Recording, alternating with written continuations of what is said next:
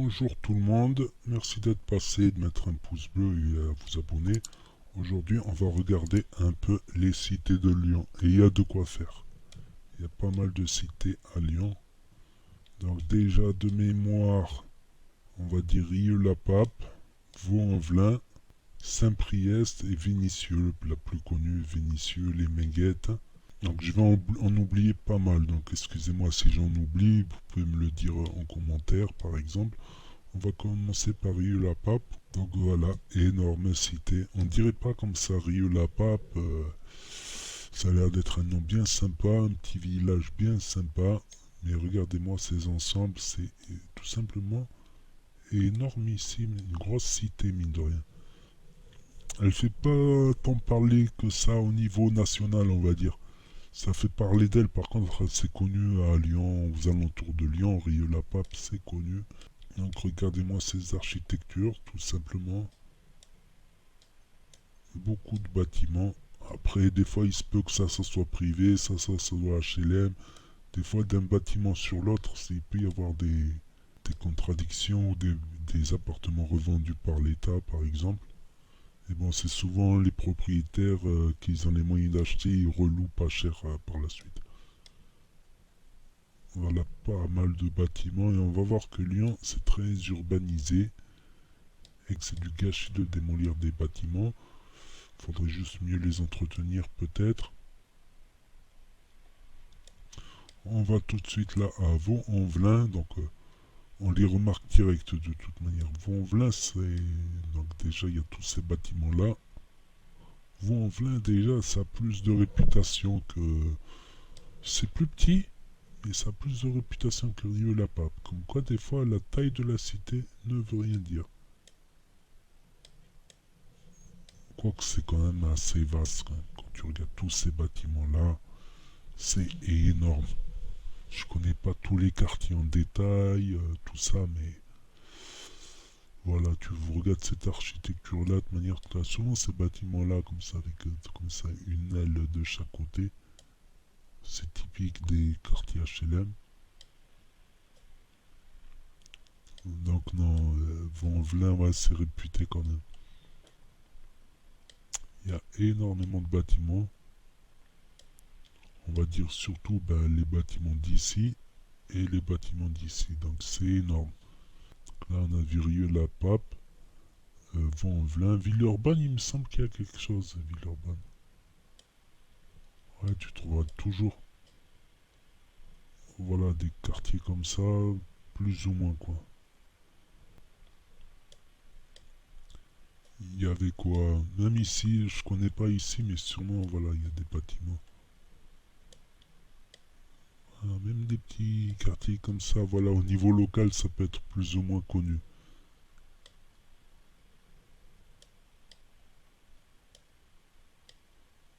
On va aller au plus intéressant. Voilà, Saint-Priest déjà, et après on va finir par le plus intéressant qui est Vénissieux.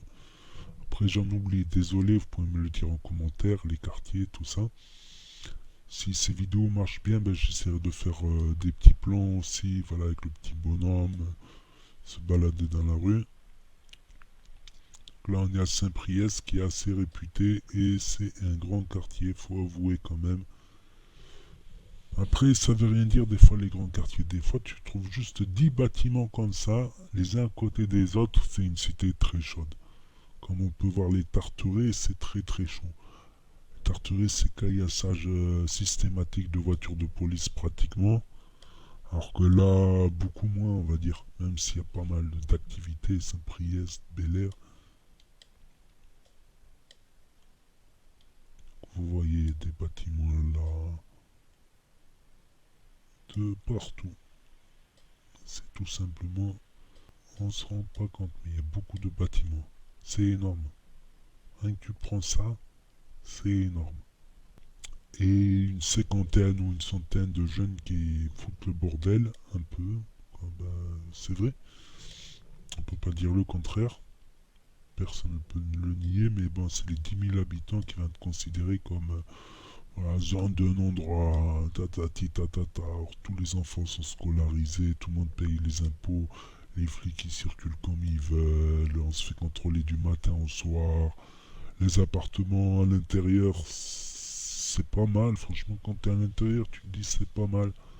À part la cage d'escalier qui laisse à désirer. Parce que souvent, les gens de la ville, ils regardent ces quartiers avec effroi, avec dégoût, avec pitié. Oh, franchement, il y a des très beaux appartements. Moi, certains, on me donnerait un petit appart là, je dirais pas non. Franchement, je dirais pas non. Oui, avec un très bas loyer.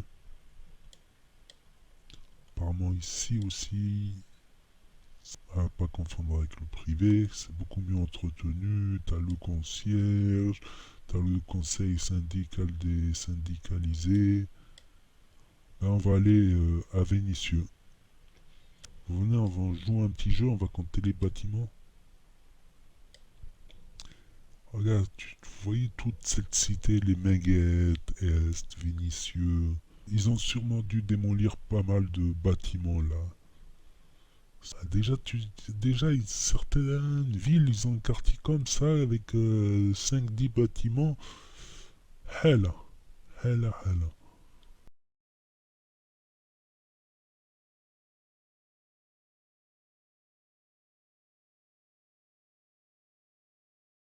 Imaginez-vous ce que c'est. Et c'est aussi que, regardez, il y a des bâtiments très en hauteur à Vénissieux. C'est pas négligeable. Vous imaginez ces bâtiments? On va compter les étages. 10-20 étages faciles. Donc il y a énormément de monde, énormément de monde. Là, on va passer au Minguette Est. Énormément de bâtiments, énormément de bâtiments. Ça, c'est des bâtiments plus récents, on va dire. Vous voyez ce que je veux dire, à hauteur plus humaine, on va dire.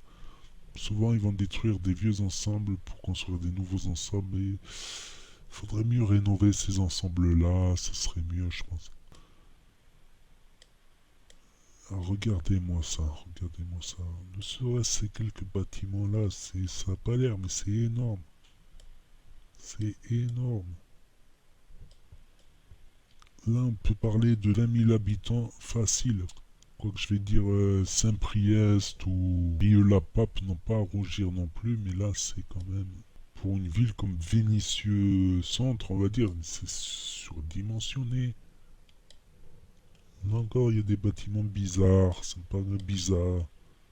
Bon, ça peut être du privé, ça veut rien dire. Des fois, tu as un bâtiment privé, un bâtiment public. Des fois, ça veut rien dire. Faudrait que j'aille rechercher des anciennes photos sur les Minguettes. Je suis sûr qu'il y a énormément de bâtiments qui ont sauté. Et évidemment, des fois, ça fait mal au cœur. Quand tu connais les bâtiments, ça fait mal au cœur qu'ils aient sauté. Mais c'est pour diversifier un peu, on va dire. Donc, je pensais à quoi? C'était Luis Fernandez, le chroniqueur de RMC, ancien joueur de l'équipe de France, d'origine espagnole. Il disait qu'il venait des Minguettes, qu'il avait grandi là-bas. Et donc, je me disais, il a dû sûrement jouer dans ces petits terrains de foot là. T'as tout le temps des terrains de foot en plein milieu des cités. Ils savent pas où les foutent les terrains de foot, alors ils les placent au milieu des cités. Bah, remarque, je vais te dire, pour quelqu'un qui habite ici, il faut qu'il prenne le bus, ou il habite là. Il faut qu'il fasse des kilomètres pour arriver à un terrain, quoi qu'ils ont leur propre terrain de foot. Mais comme il y a tellement de monde, c'est tellement haut, on va dire. Il y a tellement de monde à un même endroit que tu as beaucoup de jeunes qui ont juste qu'à descendre en bas de chez eux et ils sont sur le terrain de foot en train de jouer, de s'entraîner, de s'inscrire dans un club. C'est pour ça que tu as beaucoup de joueurs de foot qui sortent des quartiers. Justement, déjà parce qu'ils en veulent. Ce qu'on dirait pas, mais le foot c'est un jeu guerrier, mine de rien. Surtout dans les petites divisions, quand tu commences en DH, c'est de la charcuterie. Tu te fais charcuter, tu te prends des tacles. Donc tu as beaucoup de gens des quartiers, il faut un petit peu d'agressivité dans le football. On va dire l'agressivité bien placée, on va dire. Pas de la mauvaise agressivité, de l'agressivité sur le ballon. Donc tu as beaucoup de gens des cités bah, qui finissent footballeurs, qui ont déjà du talent à la base et à force de travail, ils y réussissent. Comme t'en as beaucoup, ils déménagent, ils vont en ville, t'en as, ils ouvrent des entreprises, t'en as, ils font des études. Voilà, sur 20 000 habitants, t'as 100 ou 150 jeunes, on va dire 4-5 équipes, 4-5 équipes plus ou moins organisées. Et encore dans ces 4-5 équipes, c'est pas tous qui font des conneries. T'as souvent le pote au pote à l'autre pote qui vient boire un verre, qui vient discuter avec les potes et les connaissances. Mais t'as quelques équipes, on va dire, plus organisées que d'autres. Comme partout, ça tout le monde le sait, c'est pas. C'est un secret pour personne. Donc voilà, on a fait les cités de Lyon. Voilà, grossièrement, je suis sûr on peut trouver des quartiers un peu partout. Ok, ok. Donc n'hésitez pas à mettre un pouce bleu si vous voulez m'encourager à continuer à faire ma tournée des cités. Je crois que je vais plus me renseigner tout ça sur l'histoire de chacune des cités pour faire vraiment des vidéos documentaires assez complètes, comme ça vous n'aurez pas à lire. Voilà, si vous voudrez vous renseigner sur une cité, son histoire, tout ça, ses histoires, parce qu'il y a plein d'anecdotes. N'hésitez pas en commentaire aussi à me donner des détails, des infos que tout le monde connaît évidemment. Et je vous dis à très bientôt.